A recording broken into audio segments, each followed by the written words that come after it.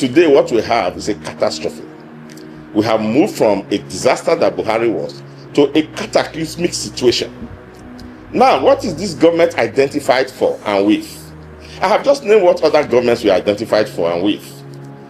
Since the president was sworn in Eagle Square, the recurring refrain from every single Nigerian, whether you are in the business sector, whether you are in the corporate sector, whether you are in the civil service, whether you are doing small businesses, or you are an enterprise or industry, the recurring refrain from every Nigerian that you would ask is that this is a government of pain, of hunger, and of anguish.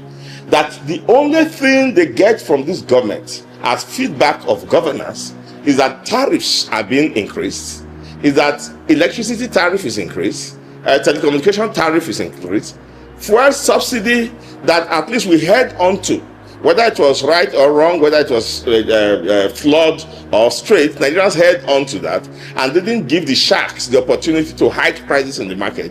He removed it unilaterally at Eagle Square in a bravado manner, whereas he hasn't thought of any way to cushion what would be the effect, which shows if in fact he didn't know that it was going to create an effect, it shows his lack of competence. If he knew, it shows his wickedness. So both sides of the sword is a two-edged sword.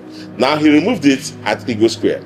Since then up until now, Nigerian citizens cannot tell you these are the measures that this present president has put in place that is ensuring that they Nigerians are having their sufferings ameliorated.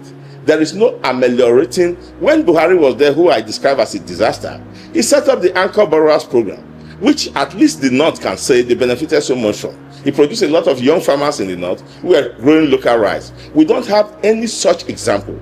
Rather, what we have is that in January, we are going to have to pay more taxes. And what is even more annoying is that the man who is put in charge of that committee for fiscal reform, Taiwo Yedele, tells us now that beyond the taxes, the tax collectors, that is the government in place, does not care what you do to make money. In fact, he said that in a Redeemed Church in Lagos. And he said, and I quote, he said, if you are a runs girl and you go out to sleep with a man and he gives you money, and you just pay your tax on him, we don't care what you do.